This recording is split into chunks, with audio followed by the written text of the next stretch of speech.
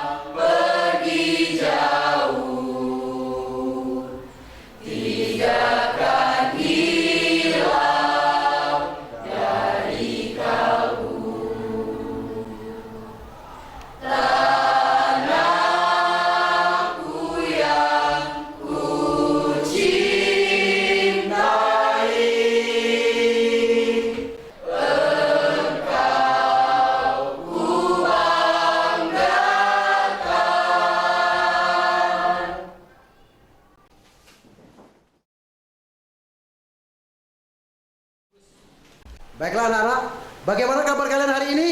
Alhamdulillah, luar biasa. Saya sukses. SMA Negeri 1 Oku? Bisa. Guru semansa? Luar biasa. Peserta didik? Jaya, jaya, mantap. Oke. Baiklah anak-anak, Bapak akan mengecek kehadiran kalian pada pagi hari ini. Bagaimana ketua kelas? Apakah semuanya hari ini hadir? Hadir semua, Pak. Baiklah anak-anak, pada pertemuan yang lalu kita sudah membahas tentang esensi dan bagian-bagian dari debat. Sekarang kita masuk pada bagian menganalisis isi debat. Ada? Kamu bantu Bapak untuk menyalakan proyektornya. Baik, Pak.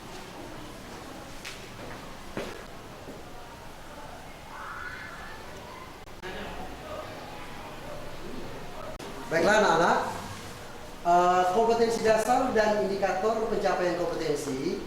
Kompetensi dasar itu menganalisis isi debat, permasalahan atau isu, sudut pandang, argumen beberapa pihak, dan simpulan.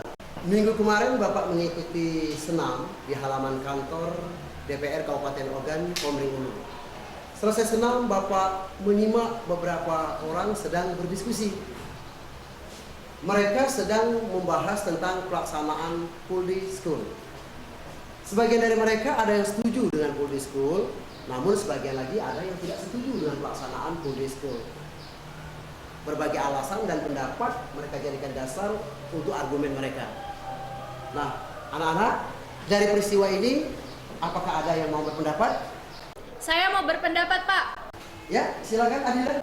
Saya setuju, Pak. Menurut saya, dengan adanya kegiatan full day school, tentunya siswa akan mendapatkan ilmu yang lebih banyak. Oke, jawaban yang bagus Adinda. Apakah ada yang lain mau pendapat? Saya, Pak. Ya, silakan Dokter.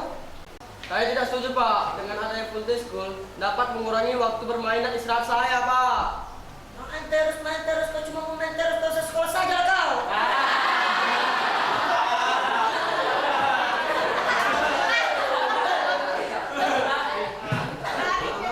Pendapat yang telah disampaikan oleh teman-teman kalian tadi sudah bagus. Akan tetapi sebaiknya pendapat yang kita sampaikan itu memiliki dasar yang logis sehingga dapat memperkuat argumen yang kita sampaikan. Ada lagi yang mau menyampaikan pendapatnya? Ya, silakan Yeni. Pertama, kegiatan 5 hari sekolah merupakan implementasi dari program PPK. Kedua, akan mengintegrasikan nilai yaitu nilai nasionalis, religius, mandiri, gotong royong, dan integritas. Yang ketiga, siswa tidak harus belajar selama 8 jam penuh di kelas. Diganti dengan kegiatan seperti proporsi 30% pengetahuan dan 70%. Guru diminta mengurangi ceramah di kelas, diganti dengan kegiatan-kegiatan yang berhubungan dengan pendidikan karakter.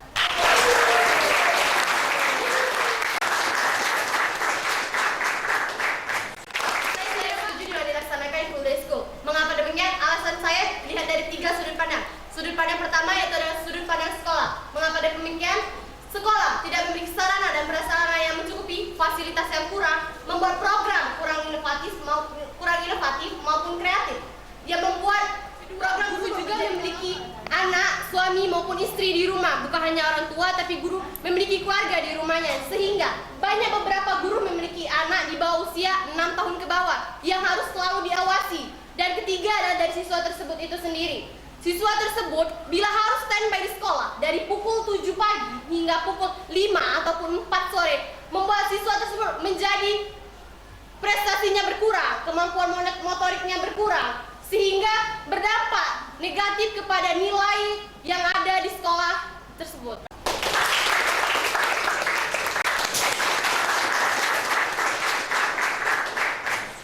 Kalau menurut Pendapat saya, Pak, pertama, kita harus melihat dulu substansi dari full day school itu sendiri. Menteri Pendidikan Republik Indonesia, Bapak Muhadjir Effendi, menanggapi hal ini dengan positif. Justru hal ini dapat membuat masyarakat kita semakin menjadi kritis menanggapi hal ini. Nah, hingga kini pelaksanaan full day school hanya ditujukan kepada sekolah yang memang sudah mampu untuk melaksanakannya. Dan juga program full day school ini telah disosialisasikan ke berbagai sekolah-sekolah mulai dari pusat hingga ke daerah-daerah sambil terus melihat respon dari masyarakat kita. Masukan dari masyarakat tentunya juga akan ikut menyempurnakan program yang dicanangkan oleh nanti ditemukan berbagai kendala. Tentunya program ini tidak akan dijalankan oleh pemerintah.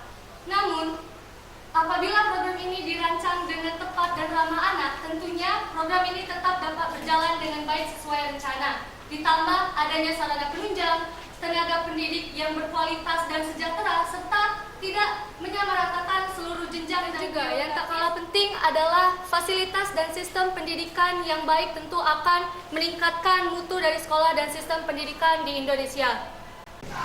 Ya, bagus sekali Nadita. Kita beri tepuk tangan untuk Nadita.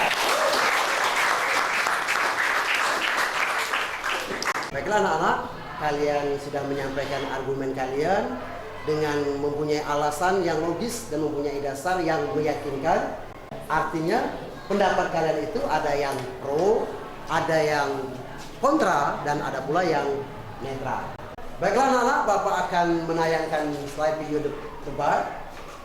Tolong Anda perhatikan bahasa yang digunakan dalam tayangan debat yang akan Pak tayangkan ini.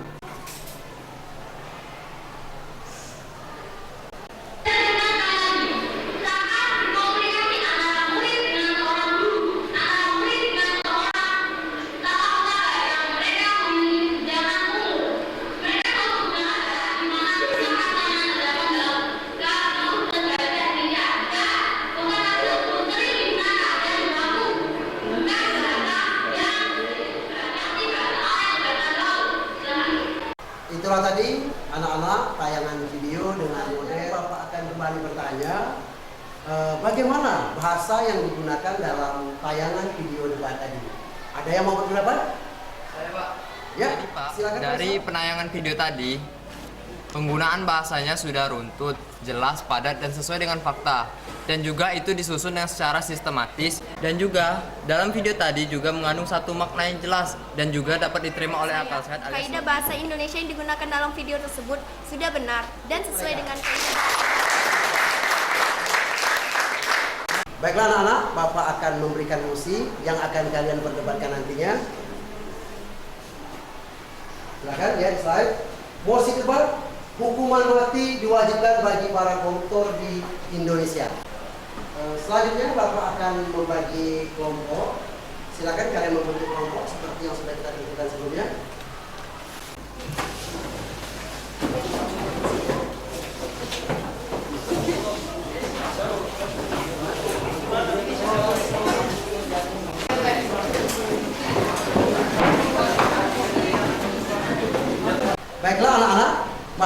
akan menentukan kelompok yang sudah kami bentuk, apakah kalian masuk di tim pro atau tim kontra ataupun di tim netral. Baiklah, silakan perwakilan dari kelompoknya untuk mengambil undian ke depan. Mari.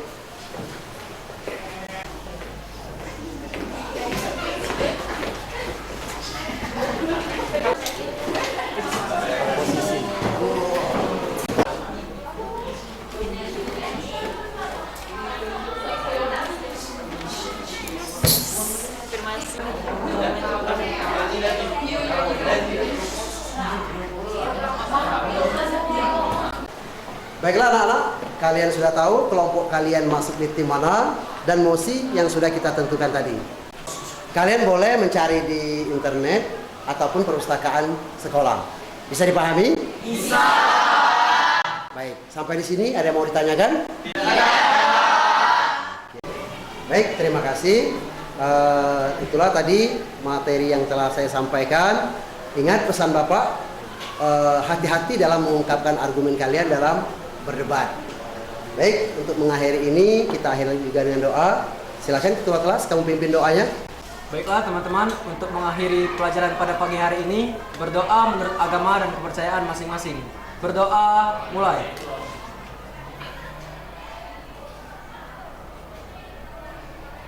Berdoa, selesai. Baik, demikianlah pertemuan kita hari ini. Saya akhiri. Wassalamualaikum warahmatullahi wabarakatuh.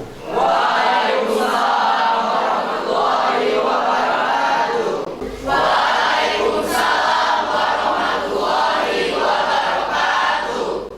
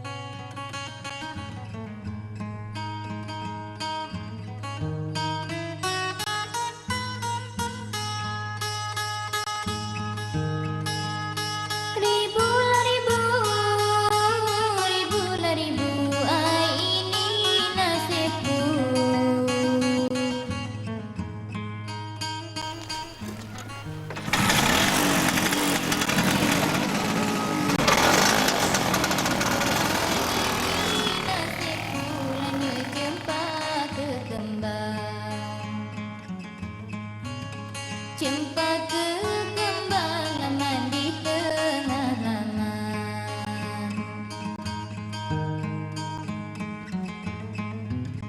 Cempaka kembang aman di tengah laman. Camano, bagus kan tempatnya? Yolah pula, Gua Putri ini kan ikon wisata di Ogan Komering Ulu yang ada di Sumatera Selatan. Nah di belakang situ tuh ada gua harimau. Sekitar 35 km lah dari baratnya Batu Rajo. Asli, memanglah terkenal nian ini. Kalah banyak penelitian. Nah, Profesor Truman Simanjuntak dengan timnya dari Pusat Penelitian Arkeologi Nasional, mereka ini ya melacak jejak para hunian prasejarah di Gua Harimau dari tahun 2009 sampai sekarang. Nah, mano kawan-kawan, pelalah kita nggoyori tugas dari Pak Rabi nih, kayak sore pulo. Iya, nah sekalian sambunglah dulu ke internet.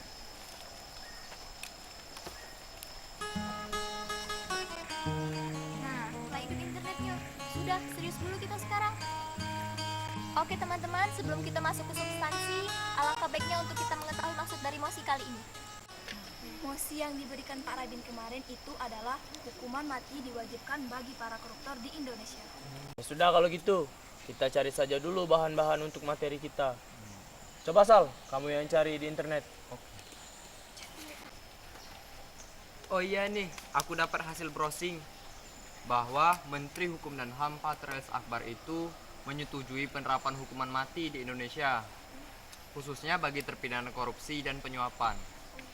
Tapi kan Kalau hanya pendapat setuju seperti itu saja, kita belum memiliki dasar yang kuat. Malahan nih ya, kita membuka celah bagi tim kontra untuk menjatuhkan argumen kita. Lantas, apa ya dasar yang dapat memperkuat argumen kita?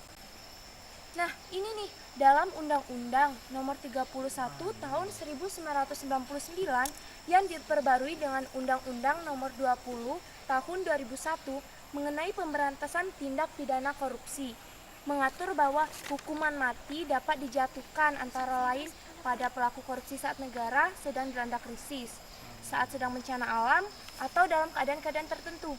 Nah, sudah jelas bahwa undang-undang saja sudah mengatur untuk menjatuhkan dan memperbolehkan hukuman mati. Selain itu, perlu sanksi yang keras untuk pelaku korupsi. Karena meski sudah dihukum, itu tidak membuat mereka jerah. Korupsi, khususnya suap, bahkan kini menjadi budaya. Tunggu dulu, kira-kira dari tim oposisi, dasar argumen mereka apa? Jadi, kita bisa mematahkan argumen dari mereka. Menurut saya sih dasar argumen mereka pasti ini. HAM kan menentang hukuman mati, termasuk terhadap koruptor kakap sekalipun. Jadi, mereka berpendapat bahwa hukuman mati itu bertentangan dengan HAM, UUD 1945, dan Pancasila, agar hukuman ini dicabut. Alasannya, penghapusan hukuman mati sudah menjadi gerakan internasional, seperti Konvensi Internasional Hak-Hak Sipil dan Politik pada 1966 yang berlaku sejak 1976. Ya, antara lain isinya menyebutkan bahwa larangan hukuman mati dan memberikan hak untuk hidup. Jadi, kira-kira apa ya senjata kita untuk mematahkan argumen mereka? Apalagi ini menyangkut HAM, yang kita ketahui hak dasar yang dimiliki setiap manusia. Untuk mengikis penyuapan dan korupsi, pemerintah itu harusnya lebih tegas untuk membuat kapok para pelakunya. Apabila masih terjadi pelanggaran ini kepada para koruptor, pemerintah harus memberikan hukuman lagi dan ditingkatkan lagi. Seperti yang pernah saya baca di internet, Ketua Mahkamah Konstitusi di Surabaya, Jawa Timur, Bapak Mahfud MD mengatakan bahwa korupsi di Indonesia ini sudah parah dan merajalela. Oleh sebab itulah kita sebagai negara Indonesia perlu belajar dari negara Cina. Mengapa? Karena negara Cina ini berani melakukan perombakan besar-besaran. Mereka menumpas kegiatan tindak pidana korupsi.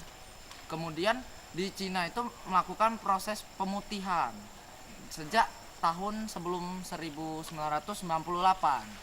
Nah, sehari setelah pemutihan, koruptor yang melakukan tindak pidana korupsi akan dijatuhi hukuman mati. Saya tambahkan, koruptor memang seharusnya dihukum mati karena korupsi merupakan kejahatan yang luar biasa dan lagi membuat bangsa Indonesia rentan dan lemah serta menggerogoti kemampuan Indonesia dalam mobilisasi investasi. Lagian nih, koruptor yang harus dihukum mati itu koruptor yang sifatnya merampok uang negara. Dan jumlahnya juga nggak sedikit loh, miliaran rupiah, bahkan sampai triliunan. Nih ya, contohnya nih, kasus dana BLBI. Jadi, itu bukan cuma koruptor kelas teri loh, yang hanya seperti supir taksi yang melebihkan argumen. Jadi, undang-undang ini kita gunakan sebagai dasar argumen kita. Bagaimana? Kalian sepakat kan? Sepakat. Nah, kata Pak Rabin kan yang nak tampil ada 3 uang dalam satu tim. Jadi, sekarang kita tentukan dulu siapa yang jadi pembicara 1, pembicara 2, dan pembicara 3. Kau belayan yang jadi pembicara 3. Baju, pembicara 1 dengan 2-nya siapa? Aku Baya yang jadi pembicara 1-nya. Nah, Momon Bae yang jadi pembicara 2.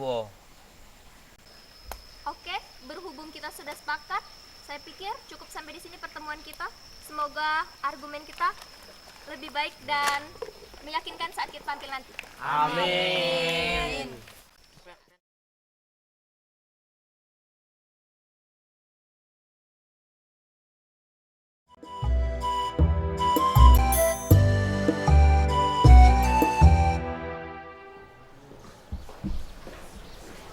Baiklah anak-anak, ini adalah pertemuan yang kedua. Saatnya kita akan praktik debat sesuai dengan setelah yang kita pelajari pada pertemuan yang lalu. Apakah kalian sudah siap dengan materinya? Siap! Ya, silakan kalian membentuk kelompok seperti ini.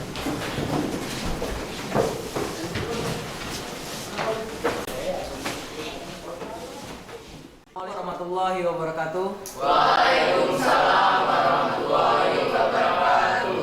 Terima kasih. Pada kesempatan kali ini saya akan membawakan diskusi dengan model debat.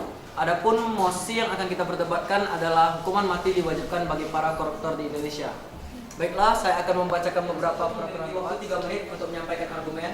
Pembicara 2 atau guest speaker memiliki waktu 5 menit untuk menjabarkan argumen dari pembicara 1.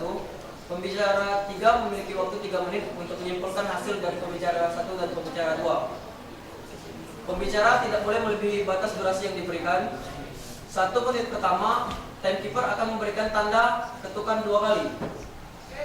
Ketukan artinya boleh interupsi 1 kali bagi pembicara 2 dan pembicara 3. 1 menit terakhir dari interupsi ditandai 4 kali ketukan. Artinya batas interupsi berakhir. Tiap 1 menit akan ditandai dengan 1 kali ketukan. Durasi waktu habis ditandai dengan ketukan berkali-kali, melebihi 30 detik tidak ada penilaian lagi untuk waktu yang terbuang. Silakan untuk tim afirmasi untuk menyampaikan pidato pembukanya. Waktu dimulai saat Anda mulai berbicara. Assalamualaikum warahmatullahi wabarakatuh. Waalaikumsalam warahmatullahi wabarakatuh. Terima kasih kepada moderator telah memberikan saya kesempatan dari tim afirmasi untuk menyampaikan pidato pembuka dari tim kami. Sebelum memberikan argumen, saya akan menelaah satu persatu dulu maksud dari mosi debat kita pada pagi hari ini, melakukan korupsi. Korupsi sendiri merupakan hal yang berkenaan dengan tindakan menerima suap, memanfaatkan jabatan untuk mengeruk keuntungan secara tidak sah. Korupsi paling marak terjadi di lingkungan para pejabat tinggi. Mengapa demikian? Karena para pejabat yang memiliki jabatan yang tinggi merasa dirinya dapat melakukan segala hal dan juga ia memiliki ajudan yang tentunya patuh atas apa yang ia perintahkan. Bahkan untuk membantu proses upaya jalannya korupsi diwajibkan bagi para koruptor di Indonesia. Artinya, setiap orang yang melakukan korupsi akan dijatuhkan hukuman mati. Kami dari tim afirmasi sangat setuju dengan pernyataan tersebut karena dapat dilihat dari faktor yang telah disebutkan sebelumnya bahwa salah satu faktornya adalah karena lemahnya penegakan hukum. Oleh karena itu, ketegasan hukum dalam keadaan tertentu yang diperbarui dengan Undang-Undang Nomor 20 Tahun 2001 mengenai pemberantasan tindak pidana korupsi. Undang-undang korupsi saja sudah mengatur dan memperbolehkan untuk menjatuhkan hukuman mati. Perlunya sanksi yang keras pada pelaku korupsi agar mencegah para koruptor baru untuk melakukan korupsi. Jadi, sekali lagi kami dari tim afirmasi menegaskan bahwa kami sangat setuju dengan mosi debat kita pada pagi hari ini, yaitu hukuman mati diwajibkan bagi para koruptor di Indonesia. Terima kasih, saya kembalikan kepada moderator. Anda menghabiskan waktu 3 menit 20 detik. Selanjutnya kami persilakan untuk tim oposisi untuk menyampaikan pidato pembukanya. Assalamualaikum warahmatullahi wabarakatuh. Terima kasih moderator yang telah memberikan kesempatan kepada tim kami. Kami dari tim oposisi akan menyampaikan menentang hukuman mati. Mereka berpendapat bahwa hukuman mati bertentangan dengan Undang-Undang Dasar 1945, Hak Asasi Manusia dan Pancasila, agar hukuman mati dicabut. Alasannya, penghapusan hukuman mati komponen internasional, hak sipil dan politik pada 1003 pasal 9. Selain itu, hukuman mati juga tidak taat dengan pasal 28A dan 28I Undang-Undang Dasar 1945 bahwa hak untuk hidup tidak bisa dikurangi dengan alasan apapun. Ancaman hukuman mati lebih banyak kepada alasan pembalasan dendam kepada jahat yang telah melakukan pembunuhan dengan sadis. Namun, hukuman mati tidak akan memberikan efek jera kepada pelaku pidana lainnya.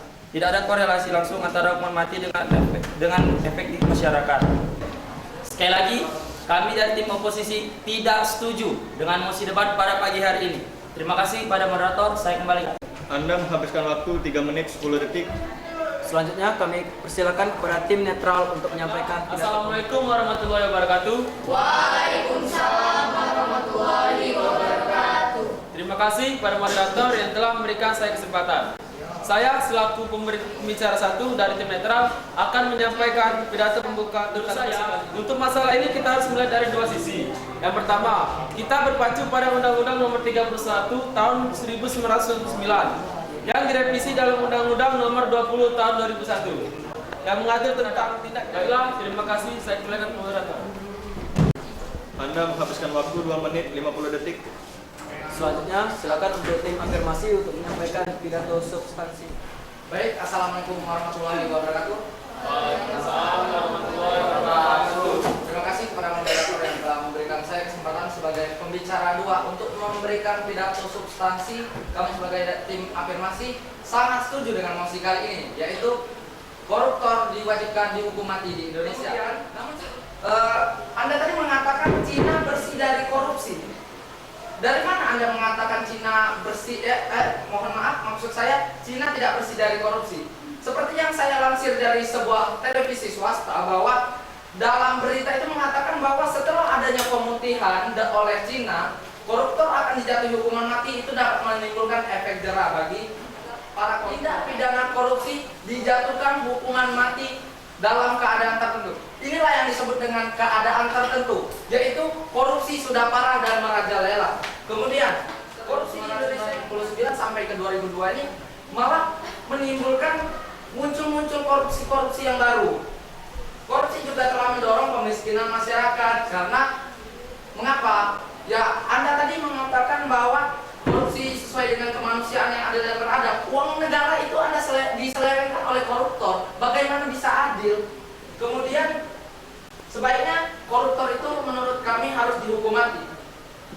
Karena sudah jelas bahwa mencuri dampak negatif setelah diselewengkan. Karena fungsi dari uang negara itu adalah untuk di berbagai sektor, seperti sektor pendidikan, sektor militer, dan sektor sebagainya. Kemudian satu pertanyaan yang ingin saya sampaikan bahwa kepada acara. Jadi kami dari tim afirmasi tidak setuju. Saya tekankan lagi, kami tidak setuju dengan mohon maaf, maksud saya kami tetap setuju dengan adanya hukuman mati diwajibkan bagi para koruptor. Terima kasih. Saya kembalikan kepada moderator. Anda menghabiskan waktu 4 menit 51 detik. Silakan untuk tim oposisi untuk menyampaikan pidato substansi. Terima kasih kepada moderator yang telah memberikan kesempatan kepada saya untuk menyampaikan pidato substansi saya. Baiklah, sebelum saya menyampaikan pidato substansi saya akan mengomentari dari pembicara kedua dari tim afirmasi. Seperti yang Anda katakan tadi, jika Anda hanya mengatakan bahwa Bapak Menteri, bisa digarisbawahi di sini, Bapak Menteri, Menteri apa yang Anda maksud? Apakah yang maksud Anda adalah Bapak Menteri Hukum dan HAM, yaitu Patrialis Akbar? Seperti yang kita ketahui, Bapak Patrialis Akbar, beliau adalah salah satu koruptor yang ada di Indonesia. Faktanya, beliau adalah Menteri Hukum dan HAM yang membuat peraturan agar pasar negara paling korup sedunia. Baiklah, saya akan lanjutkan pidato substansi saya. Saya tetap tidak setuju jika para koruptor dihukum mati. Belum terbukti hukuman mati. Paling sedikit korupsinya. Korelasinya adalah pada pengawasan dan pertanggungjawaban. Indonesia belum pernah menghukum mati para koruptor. Bila memang Indonesia menerapkan hukuman mati kepada para koruptor, secara langsung pemerintah Indonesia menentang HAM, Undang-Undang Dasar 1945 dan Pancasila kedua, yaitu kemanusiaan yang adil dan beradab. Kita contoh aman, damai, sejahtera, lahir dan batin. Ayat ketiga, setiap orang berhak atas lingkungan hidup yang baik dan sehat. Jadi di sini telah dijelaskan, bila pemerintah memang harus menghukum mati para koruptor, secara langsung memang pemerintah melanggar undang-undang yang telah dibuatkan tersebut.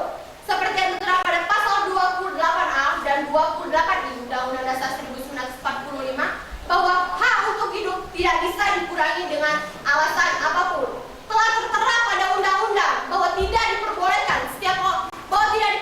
adanya hukuman mati karena tidak bisa dikurangi dengan alasan apapun. Solusi bila memang banyak koruptor di sini di Indonesia, dapat kita berikan sanksi pemiskinan, diambil semua harta kekayaannya dan membuat dia tidak harus dihukum mati. Baiklah, terima kasih. Saya kembalikan kepada moderator. Anda menghabiskan waktu 4 menit 37 detik. Silakan untuk tim netral untuk menyampaikan pidato substansi. Terima kasih kepada moderator. Sekarang saya akan menyampaikan pidato substansi mengenai mosi kita pada pagi hari ini, yaitu dijatuhkannya hukuman mati bagi kalangan hukuman mati dan memberikan hak untuk hidup ke semua orang. Vonis negara Pancasila sila kedua, yaitu kemanusiaan yang adil dan beradab, juga bertentangan pada pasal 28A dan 28I Undang-Undang 1945 bahwa hak untuk hidup tidak dapat dikurangi sedikit pun dan tidak dapat dicabut oleh siapapun itu. Jadi, menurut tim kami, pertama, kita harus melihat dari negara itu sendiri. Apabila negara itu sudah siap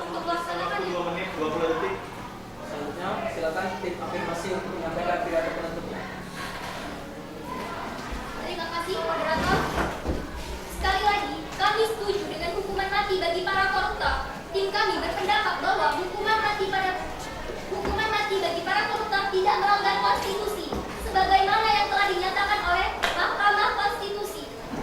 Dalam keadaan seperti sekarang ini, di mana koruptor telah menyebabkan kemiskinan, dan hal itu membunuh hak jutaan hidup manusia, adalah adil menjatuhkan hukuman mati terhadap seorang korupsi. Tanpa tercium baunya pasti lebih banyak lagi. Karena apa?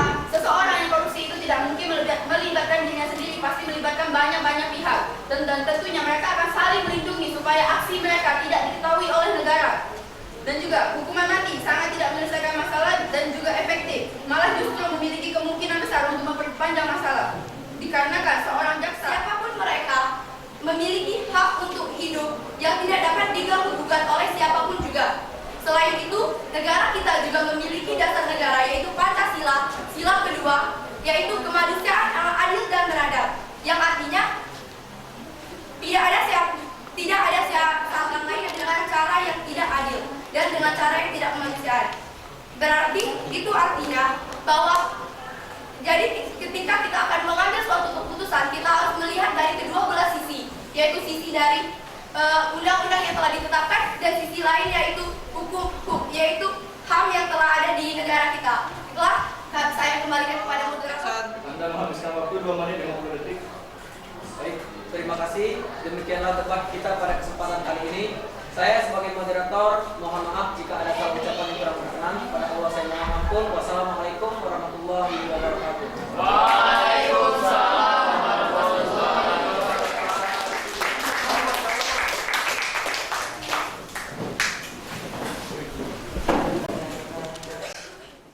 Baik, beri tepuk tangan buat kita semua.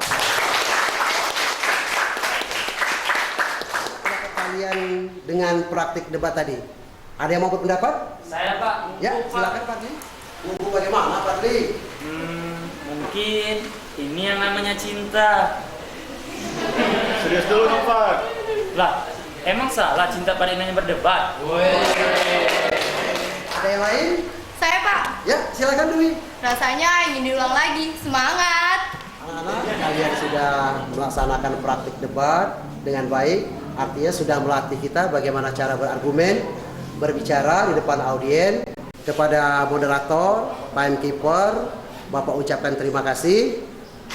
Baiklah, pada pagi hari ini saya pikir pertemuan kita akhiri dulu. Kita akan bertemu lagi pada minggu yang akan datang dengan materi biografi. Bapak akhiri, wassalamualaikum warahmatullahi wabarakatuh. Waalaikumsalam warahmatullahi wabarakatuh.